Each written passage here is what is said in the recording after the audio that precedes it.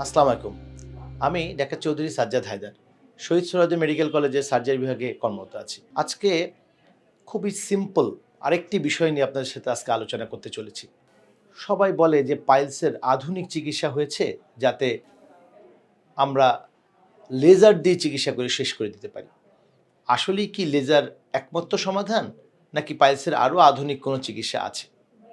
আসলে আমরা প্রথমেই যদি পাইলস সম্বন্ধে বলতে যাই ছোট করে, পাইলস আমরা জানি যে পায়খানার রাস্তার চারপাশের যে রক্তনালীগুলোর অনিয়ন্ত্রিত স্ফীত অংশ থেকে যদি কোনো কারণে ব্লিডিং হয় এবং সেটা যে কোনো কারণ হতে পারে, সেটা কোষ্ঠকাঠিন্য হতে পারে, সেটি ওখানে কোনো দীর্ঘদিন ধরে কোনো একটি আলসারেশনের জন্য হতে পারে, ইভেন কিনা ক্যান্সারের জন্য আমরা দেখতে মনে হতে পারে যে ওখানে একটা ফুলে আছে। তাহলে আমরা যদি মনে করি যে পাইলস কাকে বলবো, তাহলে কিন্তু ক্যান্সারের জন্য যে সেকেন্ডারি পাইলস হবে সেটাকে আমরা আলোচনার মধ্যে আনছি না। আমরা শুধুমাত্র কোষ্ঠকাঠিন্যের জন্য যে পাইলস হয় সেটিকে আনছি। কোষ্ঠকাঠিন্যের জন্য যে পাইলস হয় সেই পাইলসটা বিভিন্ন গ্রেডের হতে পারে, বিভিন্ন স্টেজের হতে পারে। আমরা first stage, second stage, third stage, fourth stage এগুলো নিয়ে আমরা আমাদের পাইলসের আলাদা যে ডিসকাশন ছিল সেখানে আমরা করেছি। আপনারা ওটা দেখে নেবেন। ওখানে আমাদের ওই ডিসকাশনটি খুব সুন্দর করে করা আছে। কিন্তু স্টেজ ভেদে পাইলসের চিকিৎসা ডিফারেন্ট। কখনো শুধু সিম্পল খাদ্যাভ্যাসের নিয়ন্ত্রণ, কখনো ওষুধ, কখনো সার্জারি। এখন সার্জারি কি আধুনিক চিকিৎসা? অবশ্যই সার্জারি আধুনিক চিকিৎসা। সার্জারির আধুনিক চিকিৎসা মানে শুধু কেটে সার্জারি করা এটি নয়। আধুনিক চিকিৎসাতে আমরা বলতে বোঝাই যে চিকিৎসা দিয়ে রোগীর সবচেয়ে ম্যাক্সিমাম বেনিফিট দেওয়া যাবে। সেটিও কিন্তু কোনো একটি পদ্ধতির উপর বেস করে বলা যাবে না। কারো, কারো একটি পদ্ধতি লাগে, কারো, কারো দুটো পদ্ধতি লাগে। কিন্তু যে পদ্ধতি অ্যাপ্লাই করলে রোগীর সবচেয়ে বেশি আমরা তার সিম্পটম রিলিফ হবে এবং তাকে আমরা ভালো চিকিৎসা দিতে পারবো, সেটাকেই আমরা মনে করি যে তার জন্য সবচেয়ে মোস্ট আধুনিক চিকিৎসা।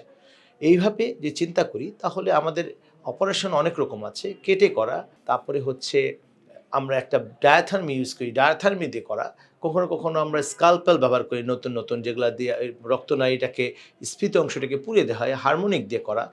কখনো, কখনো বলে থাকি হচ্ছে আমরা অনেক সময় ডপলারের মাধ্যমে দেখে যে আর্টারিটা আমাদের সমস্যা করছে, যে রক্তনালীতে সমস্যা করছে সেটাকে বেঁধে দিয়ে আসা। ইভেন অনেক কিছু না করেও এখন আমরা এইসব সুন্দর করে আরও নতুন সফিস্টিকেটেড পদ্ধতির মাধ্যমে লেজার দিয়েও আমরা এই অপারেশন করতে পারি। কিন্তু মনে রাখতে হবে, লেজার কিন্তু সব পাইলসের জন্য নয় এবং সব পাইলস যে লেজার দিয়েই করা যাবে তা নয়। কোনো, কোনো ক্ষেত্রে আমরা স্ট্যাপলড হেমোরেডোপেক্সিও করে থাকি। স্ট্যাপলড হেমোরেডোপেক্সি আমরা আরেকটা নামে লঙ্গ নামে ডাকি। কিন্তু অনেকেই এসে বলে, "স্যার সবচেয়ে আধুনিক চিকিৎসা লঙ্গ করে দেন।" কিন্তু এটা মনে রাখতে হবে যে লঙ্গও সব অপারেশনের জন্য স্যুট করবে না। যে অপারেশনের জন্য শুধু, শুধু সিম্পল একটা কেটে দেওয়াটাই হয়তো তার জন্য হচ্ছে মোস্ট মডার্ন পদ্ধতি। তার আপনার যেটি স্যুট করবে, আপনার সেটিই আধুনিক চিকিৎসা আপনাকে হিসেবে নিতে হবে। একটা পদ্ধতি সব জায়গায় অ্যাপ্লাই করা যাবে না, আবার সব অসুখের জন্য একই পদ্ধতি ব্যবহার করা যাচ্ছে না বলে আমরা মনে করব না যে ওরটা হয়েছে লেজারে, আমারটা কেন লেজারে নয়। আশা করি আপনারা বুঝতে পেরেছেন। আধুনিক চিকিৎসা নামে যেন আমরা বিভ্রান্ত না হই। মনে রাখবেন, যথোপযুক্ত সময়ে রোগের প্রাথমিক স্টেজে আপনি যদি চিকিৎসকের দ্বারস্থ হন, তাহলে দেখবেন যে চিকিৎসা পদ্ধতি আসলেও অনেক সহজ হয়ে গিয়েছে। আপনাকে কেউ বিভ্রান্ত করতে পারবে না। আজকে এ পর্যন্তই। ধন্যবাদ।